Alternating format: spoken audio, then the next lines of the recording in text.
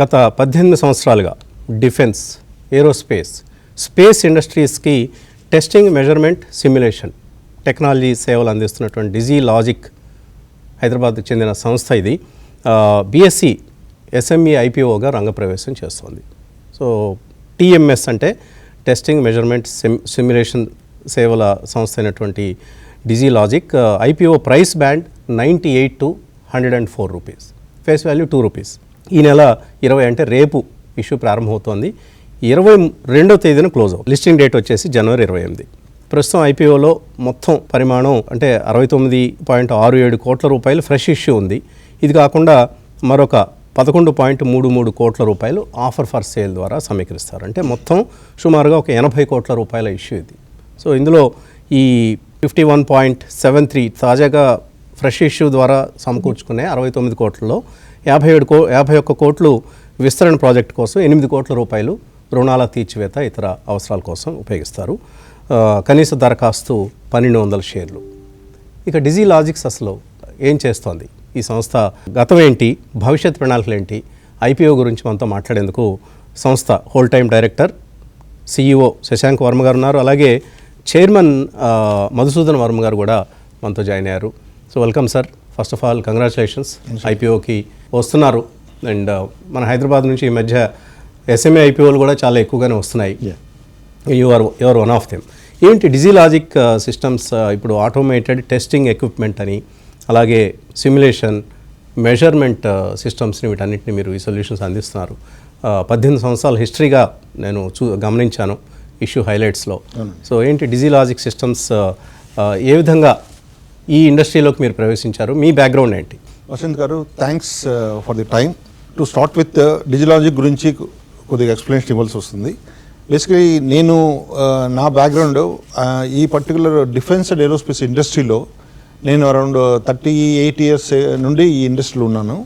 Mainly initial my background was around 15 years నేను ఎయిర్ఫోర్స్లో work చేశాను. ఎయిర్ఫోర్స్లో 15 yearsలో work చేయడం నా total background mainly into ground రడార్ను మెయింటైన్ చేయటము, ఆపరేషనల్ కీపింగ్ దట్ గ్రౌండ్ రాడార్ను ఆపరేషనల్గా పెట్టడం అనేది మై మెయిన్ రెస్పాన్సిబిలిటీ. ఎయిర్ఫోర్స్లో ఉండగానే మెయిన్లీ ఐ డెవలప్డ్ ఈ టెస్టింగ్ ఆఫ్ ఎలక్ట్రానిక్ సబ్సిస్టమ్ అనే ఎక్స్పర్టైజ్ను నేను ఎయిర్ఫోర్స్లో ఉండగానే అది డెవలప్ చేయడం జరిగింది. మొదటి నుండి టెస్టింగ్ అనేది నాకు it was very close to my heart కాబట్టి సో అదే ఏరియాలో కంటిన్యూ అవ్వడం జరిగింది అనమాట. సో 94లో నా కాంట్రాక్చువల్ ఆబ్లిగేషన్ ఎయిర్ఫోర్స్లో కంప్లీట్ అవుతుండగా ఒక డెసిషన్ తీసుకోవడం జరిగింది. అంటే కంపెనీ అంటే ఎయిర్ఫోర్స్ నుండి కాంట్రాక్ట్ కంప్లీట్ చేసి బయట వచ్చి కార్పొరేట్ ఇండస్ట్రీలో ఎంటర్ అయ్యి కార్పొరేట్ ఇండస్ట్రీలో నా ఎక్స్పర్టైజ్ ఏదైతే ఉందో around that I wanted to contribute to the industry. Now that ఈ డిఫెన్స్ అండ్ ఏరోస్పేస్ బ్యాక్గ్రౌండ్ నాకు ఆల్రెడీ ఉంది కాబట్టి క్లయింట్ బేస్ కూడా డిఫెన్స్ అండ్ ఏరోస్పేస్ అయితే ఒక అడ్వాంటేజ్గా ఉంటుంది. అదేవిధంగా ఏదైతే ఎక్స్పర్టైజ్ నేను డెవలప్ చేశానో I will be in a position to give it back అనే కాన్సెప్ట్లో స్టార్ట్ అయ్యింది. ఎక్స్పర్టైజ్ ఉంది, కాంట్రాక్ట్స్ కూడా ఉంటాయి మీకు డిఫెన్స్ ఉంది. దట్ ఆల్సో ఒక విధంగా హెల్ప్ చేసిందని చెప్పొచ్చు. సో ఎయిర్ఫోర్స్ నుండి బయట రావడము అండ్ ఆల్సో ఒక క్లోజ్ టు 10 సంవత్సరాల వరకు నేను డిఫరెంట్ కార్పొరేట్స్ కంపెనీస్లో వర్క్ చేయడం జరిగింది at very senior level. So ఆ కార్పొరేట్స్ కూడా మోస్ట్లీ డిఫెన్స్ అండ్ ఏరోస్పేస్ ల్యాబొరేటరీస్తో కానీ డిఫెన్స్ రిలేటెడ్ ప్రొడక్షన్ సెంటర్స్తో కానీ వాళ్ళు వర్క్ చేసేవాళ్ళు. అదే పర్టికులర్ సెగ్మెంట్లో నేను వాళ్ళతో వర్క్ చేస్తూ అంటే సీనియర్ లెవెల్లో ఆ కంపెనీస్ కూడా ఒక స్టేజ్ తీసుకొచ్చి వాళ్ళు స్టెబిలైజ్ చేశాను. సో ఇదే ప్రాసెస్లో ఉండగా 2017 ఒక డెసిషన్ తీసుకున్నాం అనమాట. సేయింగ్ దట్ మాకంటూ ఒక సపరేట్ కంపెనీ ఉండాలి. సపరేట్ కంపెనీ ఉండటం వల్ల ఏదైతే మనం టెక్నాలజీ అబ్జర్వ్ చేద్దాం అనుకుంటున్నామో, ఏదైతే టెక్నాలజీ ఇంట్రొడ్యూస్ చేద్దాం అనుకున్నామో ఫ్రీ హ్యాండ్గా మనం చేయే పరిస్థితి ఉంటుందని. సో అందువల్ల 2017లో డిజిలాజిక్ను ఒక ఫర్మ్గా ఎస్టాబ్లిష్ చేశాం అనమాట. చేస్తూ 2008 నుండి become a full fledged operations 2008 నుండి స్టార్ట్ అయింది అనమాట. సో అప్పుడు ఇట్ వాజ్ ఒక ఫర్మ్గా అప్పుడు ఎస్టాబ్లిష్ అయింది. సో 2008లో ఎప్పుడైతే ఫర్మ్గా ఎస్టాబ్లిష్ అయిందో క్లయింట్ బేస్ అగైన్ డిఆర్డిఓనే ఉండేది మాకు. డిఆర్డిఓ ప్రోటోటైపింగ్ చేస్తూ గ్రాడ్యువల్గా మేము ప్రొడక్షన్ ప్రోగ్రాంలో ఎంటర్ అవుతూ వచ్చాం అనమాట. ప్రొడక్షన్ అంటే అగైన్ ఎప్పుడైతే DRDO organization prototyping systems develop చేసిన తర్వాత వాళ్ళు ఏదైతే టెక్నాలజీ ట్రాన్స్ఫర్ కాన్సెప్ట్లో ప్రొడక్షన్ ఏజెన్సీస్కు టెక్నాలజీ ట్రాన్స్ఫర్ చేస్తారు. అది ప్రొడక్షన్ ఏజెన్సీ, అది BDL కావచ్చు, HAL కావచ్చు, BL కావచ్చు, it could be any of them. So ఈ రెండు మాకు ఈ రెండు ఆర్గనైజేషన్లు మాకు మెయిన్ క్లయింట్ బేస్గా ఎస్టాబ్లిష్ అయ్యాయి. సో ఇందులో మా కాంట్రిబ్యూషన్ వచ్చి మెయిన్లీ మీరు అన్నట్టు TMS సెగ్మెంట్ అంటారు దీన్ని, test measurement and simulation. So especially మనము ప్రజెంట్ సినారీలో మీరు just talking about geopolitics కూడా. So since 10 years the best part is మన గవర్నమెంట్ ఆఫ్ ఇండియా ఇండిజినేషన్ మీద చాలా థ్రస్ట్ పెట్టారు. అండ్ కావలసిన ఫండ్స్ కూడా వాళ్ళు ఇంజెక్ట్ చేస్తున్నారు అనమాట. చేస్తూ ఎటువంటి స్లోగన్ వాళ్ళు స్ప్రెడ్ చేస్తున్నారంటే అట్ వెరీ సీనియర్ లెవెల్లో మన ఇంటర్నల్ కన్జంప్షన్కే కాకుండా మనం ఏదైతే ప్రొడ్యూస్ చేస్తున్నామో ఎక్స్పోర్ట్ ఓరియంటెడ్ కూడా అది క్వాలిఫై అయ్యేట్టుగా మనం ప్రొడ్యూస్ చేయాలన్నమాట. ఇటువంటి గైడెన్స్ ఎప్పుడైతే ఈ డిఫెన్స్ ఆర్గనైజేషన్స్కు ప్రొడక్షన్ ఏజెన్సీకి ఇచ్చినారో అటువంటి టైంలో ఈ టెస్ట్ మెజర్మెంట్ సిమ్యులేషన్ అనే సెగ్మెంట్ చాలా క్రిటికల్ అయిపోతుంది. దాని మీద they will start investing it. అందులో డిజిలాజిక్ పార్టిసిపేషన్ యాక్టివ్గా ఉంది. So for all critical sub systems ఏదైతే మన డిఫెన్స్ అండ్ ఏరోస్పేస్ ప్రొడ్యూస్ చేస్తారో వాటికి మేము ATE ఆటోమేటిక్ టెస్ట్ ఎక్విప్మెంట్ ఇస్తాము, విచ్ విల్ హెల్ప్ వాళ్ళ డిజైన్ కన్సీవ్ చేయడానికి, డిజైన్ వ్యాలిడేట్ చేయడానికి హెల్ప్ఫుల్గా ఉంటుంది అనమాట. సో అది కాకుండా సిమ్యులేటర్స్ ప్రొవైడ్ చేస్తాం అనమాట. సిమ్యులేటర్స్ ఎక్కడ హెల్ప్ అవుతుంది, ఏదైతే వీళ్ళు సిస్టమ్ డెవలప్ చేస్తున్నారో బిఫోర్ గోయింగ్ ఫీల్డ్ ట్రయల్స్ పోయే ముందు విత్ ఇన్ ది ల్యాబ్లో వాళ్ళ కంఫర్ట్ లెవెల్లో ఆ సిస్టమ్ని టోటల్ ఎవాల్యుయేట్ చేసుకోవచ్చు. Like how our Gen Technologies is doing. Absolutely. One of the very good example is that. Yeah. So they're also very good when it comes to simulators. We are more or less in the same segment. Simulators is a very broad area anamata. Right. Whereas we come into mainly radar and electronic warfare simulators is my expertise. Mm-hmm. So that's how the total growth had been, and focus totally into defense and aerospace activities unnai maku. Presently corporate office in హైదరాబాద్లో ఉంది. It's around 15,000 SFT. Mostly మీరు DRDO లాంటి government కంపెనీస్కే ఎక్కువగా supply చేస్తారు. 95% of our business is around that. Exports ఏమైనా ఉన్నాయి ఇందులో? Exports to the extent of software చేస్తామండి. ఏదైతే రీయూజబుల్ సాఫ్ట్వేర్ ఉందో which is relevant to their applications వెళ్తాయి. బట్ మరి అంటే percentage wise it's very minimal, but still we are in that line. అది జరుగుతుంది. సో శశాంక్ గారు, ఇప్పుడు మనం డిఫెన్స్ ప్రొడక్షన్ వాల్యూ బాగా భారీగా పెరిగింది. 2021లో 84,000 crores ఉన్నది కాస్త ఇప్పుడు లాస్ట్ ఫైనాన్షియల్ ఇయర్కి ఆల్మోస్ట్ డబుల్ అయింది, 1,50,000 crores అయింది. మీ టర్న్ ఓవర్స్ కూడా అలాగే పెరగడం చూస్తూ ఉన్నాం, in line with the defence industry. So going forward కొద్దిగా ఇక్కడ మనకు చిన్న ఎగ్జిక్యూషన్ ఇష్యూస్ అనేవి కనిపిస్తున్నాయి. డిఫెన్స్ కంపెనీస్ ఇంతకుముందు పెర్ఫామ్ చేసినటువంటి విధంగా లాస్ట్ 2-3 quartersలో మనకు ఆ గ్రోత్ తగ్గడం చూస్తున్నాం. మేబీ ఎగ్జిక్యూషన్ ఇష్యూస్ అనండి or whatever is the reason. So మీ అనాలిసిస్ ఏంటి, మీ కంపెనీ మీద కూడా అటువంటి ప్రభావం ఉందా? Sir, if you look at the orders that are coming in from the defense, right, depending on the budget that is being allocated, everything takes time, right? So ఎప్పుడైతే Q1, Q2 అవుతాయో tendering process that comes from the government, right, Q1, Q2లో generally స్లోగా ఉంటుంది. Q3 నుంచి ఆ particular tendering process picks up. So మీది కూడా first half of current financial year స్లోగా ఉంది. ఎగ్జాక్ట్లీ. సో మనం మోస్ట్లీ ఫస్ట్ హాఫ్ అనేది స్పిల్ ఓవర్స్ మీద కాన్సన్ట్రేట్ చేస్తామండి. లాస్ట్ ఇయర్ ఏదైతే స్పిల్ ఓవర్స్ ఉన్నాయో వాటి మీద కాన్సన్ట్రేట్ చేస్తాం. కానీ ఫ్రెష్ టెండర్స్ ఏదైతే ఈ ఇయర్ వస్తాయో అవి మనం మోస్ట్లీ H2లో ఫోకస్ చేస్తాం. So generally any year for that matter మనకి ఎలా అవుతుందంటే H2లో మేజర్ బిల్లింగ్స్ అవుతాయి. So most of the focus will go into the H2 only. Versus spillover business whatever is there అది మనం H1లోనే బిల్లింగ్ చేస్తాం. So that is why you see that H1లో we might be any company, any defense company might be a little slow. That could be a public sector also. H1 is always slow. కానీ H2లో major billings is what we focus on. So that's how this particular trend. ఎందుకంటే మీరు last year full ఇయర్లో around 72 crores revenue, 8 crores net profit సంపాదించారు. Correct. EPS around 3.89, ₹3.89 ఉంది. అయితే first 6 months of this financial year చూస్తే 18.3 crores ఉంది income and 1.6 crores net profit. So EPS 0.72. దీన్ని extrapolate చేసి చూస్తే ఇష్యూ ప్రైస్ చాలా ఎక్స్పెన్సివ్గా కనిపిస్తుంది. అంటే ఫుల్ ఇయర్కి మేబీ ₹2 EPS ఉంటుందా, ₹3 ఉంటుందా, ₹4 ఉంటుందా అనే డౌట్లు మా మైండ్లో ఉన్నాయి. ఎందుకంటే లాస్ట్ ఇయర్ 3.8 బాగుంది. దాని మీద చూస్తే trailing PE is reasonable, okay, around 27-28 దగ్గర కనిపిస్తుంది. కానీ ఫార్వర్డ్ పిఈ మీదే మాకు డౌట్స్ ఉన్నాయి. ఏంటి చాలా ఎక్స్పెన్సివ్గా ఉంది ఇష్యూ అని అనిపిస్తుంది. Sir, what has happened last year, we were blessed with some production orders which came in early in H1, right? ఈ ఇయర్ కూడా కొన్ని ఆర్డర్స్ ఉన్నాయి. లక్కీలీ అవి we were managed to pick it up in Q3. Right. Q2లో try చేసాం, కానీ because tendering process everything takes time and government procedures are not in our hands, we are able to push it to Q3. Right. And we were unable to, for various reasons, show it as a number in our RHP. But definitely we are showing a growth trajectory and we will be able to. Last year మీద బాగుంటుందా ఈ financial year? Definitely. That is what we are targeting. ఎందుకంటే exact numbers ఇప్పుడు మీరు చెప్పలేరు, We cannot. ఆర్హెచ్పిలో లేదు కాబట్టి. Yes. Okay, Masood గారు, మనం ఇష్యూ ద్వారా మీరు సమీకరించే ఫ్రెష్ అమౌంట్ ఏదైతే ఉందో అరౌండ్ 69 crores, దీన్ని ఏ విధంగా స్పెండ్ చేయబోతున్నారు? యాక్చువల్లీ ఇప్పుడు టీఎంఎస్ మార్కెట్లో ఏదైతే మేము చేస్తున్నామో అది మేము కంటిన్యూ చేస్తామో, అందులో ఏమాత్రం డైల్యూషన్ ఉండదు. బట్ ఆల్మోస్ట్ 18 years ఇండస్ట్రీలో ఉండటం వల్ల మాకు we have entry into many strategic ప్రోగ్రామ్స్లో మేము ఎంటర్ చేయడం జరిగింది.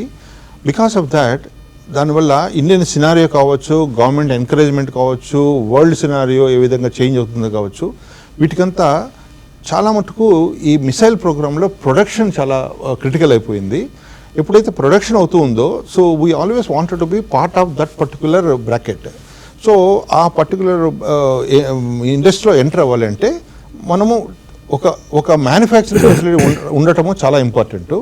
దీన్ని ఎప్పుడైతే మేము రియలైజ్ చేసామో, మేము ఇనిషియేషన్ తీసుకొని టీజీఐసి నుండి we are able to get 2 acres of land allocated in hardware tech park in our Pahadi Shareef, where it is a defence cluster. అది electronic manufacturing cluster. Zen technologies కూడా దగ్గరలో అక్కడే ఉన్నారండి. And even we are just microwave లాంటి companies Skyroot facility ఏదైతే వచ్చిందో దానికి next it is our facility. ప్రస్తుతం ల్యాండ్ డెవలప్మెంట్ రెడీ అయిపోయింది అక్కడ. అందులో 65,000 to 70,000 SFT is what we are going to build as a build-up area. Under that build-up area, we are going to have an EMS, electronic manufacturing facility, totally automated electronic manufacturing facility వస్తుంది అందులో.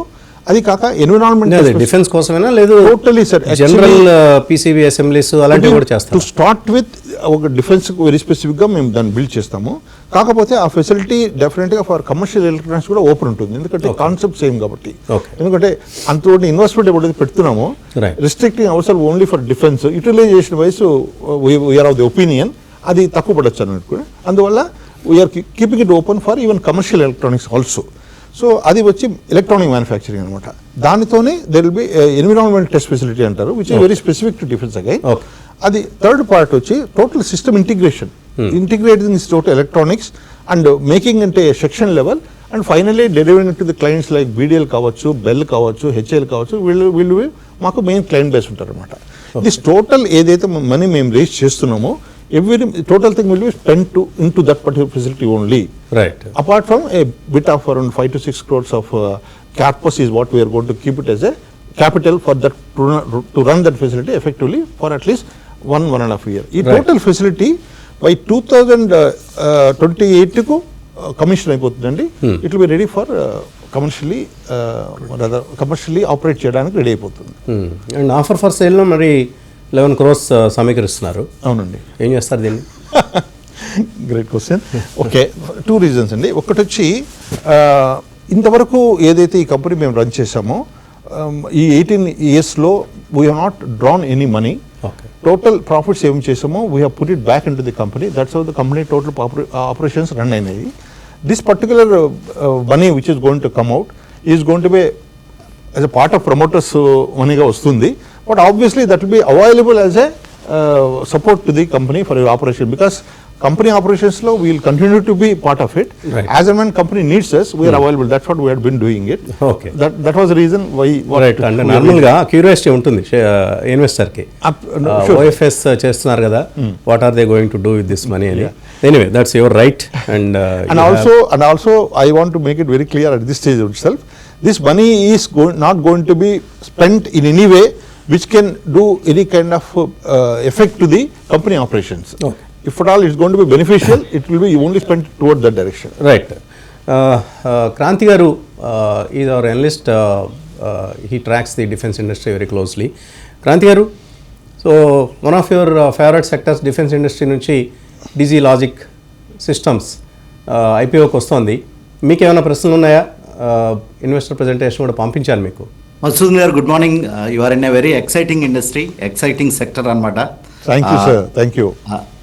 Good to see మన హైదరాబాద్ నుంచి ఇటువంటి companies రావటం. Just couple of doubts sir.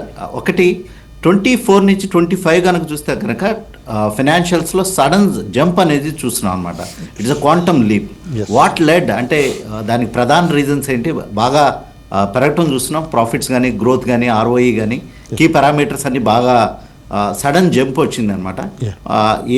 What are the factors మీ ఈ జంప్కి కారణమైనవి? Next, ఈ TMS సెక్టర్లో మీరు టెస్టింగ్లో ఎక్కువ ఫోకస్ చేయబోతున్నారా, లేకపోతే ఏ సెగ్మెంట్ మీద ఎక్కువ ఫోకస్ చేయబోతున్నారు, ఎక్కడ మార్జిన్స్ ఎక్కువ ఉండబోతున్నాయి అనేది 2 questions sir. Sir, first question to answer is ఆ పర్టికులర్ చేంజ్ ఏదైతే మీరు చెప్తున్నారో, what you have observed FY 25కు, the reason is sir that particular year when we executing it, we had good amount of production orders which we executed a particular FI lo, that FI where we reached 72 CR as my top line. When I say production orders, as you know, ee company 18 years nundi ee segment lo undatam valla initially prototyping chala systems lo mem chesamu. Chestu ee particular year lo Q3 especially we received a decent amount of production orders. Eppudaithe manamu production orders execute chestamo, they're all totally proven systems, uncertainties ఉండవు అందులో. కాకుండా reusable software ఎక్కువ ఉంటాయి కాబట్టి profitability is a very decent profitability when you compare with prototyping orders. That is one reason you can see in that particular year I have seen decent profitability. Second thing is, ఎప్పుడైతే మనము quantities of systems to be delivered ఎక్కువ అవుతాయో, అందులో commercially off the shelf hardware ఏదైతే నేను OEMs కొంటానో, because I am buying in more numbers, my negotiation capacity with them also becomes much better, with which we will be able to negotiate better discounts for them. As we receive better discounts, obviously that will show up in my system profitability. These are all the 2 main factors, and this particular trend is going to continue over the subsequent years in our company for a simple reason. Initial 10 years we are part of many programs where prototyping మేము already prove చేశాము, and most of these programs are going for production. Now that ఇది ప్రొడక్షన్లో వెళ్తుంది కాబట్టి ఈ particular trend మీరు observe చేయగలుగుతారు. అది ఒక పాయింట్. కమింగ్ బ్యాక్, ఫోకస్ అండి, industry focus definitely it's going to B TMS. Simulation is one of the parts. Test ATEs, automatic checkout systems, automatic test equipments is going to be the main revenue contributor. But when it comes to profitability, simulators are the one which are going to be more profitable for us, and we are of the opinion the way we are seeing this segment also is going to grow considerably. ఇంకొక advantage మాకు ఇక్కడ ఏమొచ్చిందంటే, lots of the softwares we have come to a position, these are all validated software packages, and we are in a position to reuse them. Because we are going to reuse these packages, that is going to add to our profitability. That's how this is going to be balanced. That's the second part what I am supposed to be answering. Right. Okay. Madhusudan garu, oka final question. How you are seeing this industry is emerging? Can you give a larger picture of 3, 4, 5 years at least by 2030? How your company is going to be? ఓవరాల్గా next 5 yearsలో మీ industry, మీరు address చేసినటువంటి TMS industry ఏదైతే ఉందో అది ఏ విధంగా growth కనపరచబోతోంది? Specific to Digilogic, I may not be able to directly comment on that because we are in the process of IPO. But having a total overall industry understanding prakaram chuste, worldwide TMS market, it has a share of 15 to 20% of revenue which is being generated in most of the corporates. They are putting it back into this particular segment. అప్పుడే ఏమవుతుంటే product development చేయాలంటే అంత మాత్రం investment వాళ్ళు చేయాలి. ఎక్కడైతే product డెవలప్మెంట్లో వాళ్ళు infrastructure మీద ఎక్స్పెన్స్ ఖర్చు పెడతారో, everything goes to TMS market. That is worldwide, that is going to continue. కాకపోతే ఇండియన్ సినారియో ఎలా ఉందంటే, it is more relevant in Indian scenario because government of India the way they are pushing our scientific community కావచ్చు, మన production community కావచ్చు, ఏదైతే వీళ్ళు produce చేస్తున్నారో దీన్ని అపార్ట్ ఫ్రమ్ అంటే ఇండియన్ నీడ్స్ ఎనీవే మనం సమకూర్చాలి. అది కాకుండా ఎక్స్పోర్ట్ ఓరియంటెడ్గా మనం సిస్టమ్ డిజైన్ డెవలప్ చేయాలన్నప్పుడు there is always a possibility that we have to spend enough money ఈ టీఎంఎస్లో మనము స్పెండ్ చేయాలి. ఎందుకంటే క్రిటికల్ సిస్టమ్ ఎప్పుడైతే మనం డెవలప్ చేస్తున్నామో ఆ సిస్టమ్ను టెస్ట్ చేయాలంటే ఏదైతే సిమ్యులేటర్ కానీ ఏటీ ఉంటుందో అది at least 2.5 times superior to that functionally. So అందువల్ల there is a huge potential available and we are of the opinion we are in the right place at the right time. And also ఏదైతే నేను production facility, manufacturing facility ఏదైతే మేము mention చేస్తున్నామో that is going to be really loaded with good amount of kind of production orders. Reason is we need to produce more missiles, we need to produce more rockets to make India more independent, reliant and Atmanirbhartani sadhinchali. You have to meet. That is only the way, that is only the mantra. With that, I think we are in the right direction. Growth wise, we are not seeing any kind of deficiency when it comes to defense market, and both same way we are also aligning ante ma alignment kuda with government concepts, government policies undi kabatti we are hopefully we are in the right direction andi. That's what is I want to tell you. Right sir. So ఫైనల్గా చెప్పండి శశాంక్ గారు, 104 రూపాయల్లో మీరు షేర్లు allot చేయబోతున్నారు. Investors listing gains expect చేయొచ్చా? Long టర్మ్లో లాభాలు ఏ విధంగా ఉండొచ్చు? Sir, defense is purely a long-term game only. Right. For us also, we are able to see production orders now after almost 15 years of effort. Now, coming back with our new facility and everything coming down, manam 5 years low, we are having a good amount of target to make sure that the company grows. Okay. So, definitely, this has to be for people who are here for long term. Okay. So long term gains కోసం investors apply చేయొచ్చు అంటారు. Exactly. Okay, చూద్దాం. We look forward to a good performance from Digilogic systems and listing gains కూడా రావాలని కోరుకుంటున్నాం ఇన్వెస్టర్లకి. And it depends on the company's performance and the market perception about your company.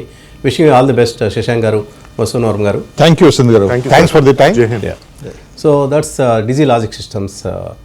రేపటి నుంచి IPO ప్రారంభమవుతోంది. ఈ ఇంటరాక్షన్ ఆధారంగా మీకు కంపెనీ పెర్ఫార్మెన్స్ నచ్చితే you can apply for it.